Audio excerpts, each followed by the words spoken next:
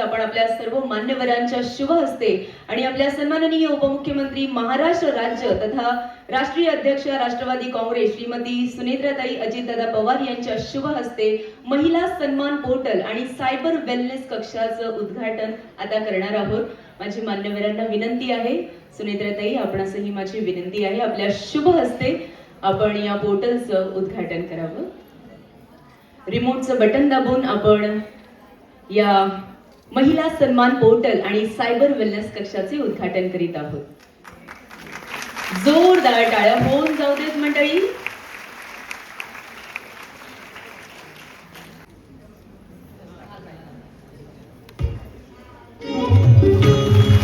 टाळ्यांचा वर्षाव होत राहू दे।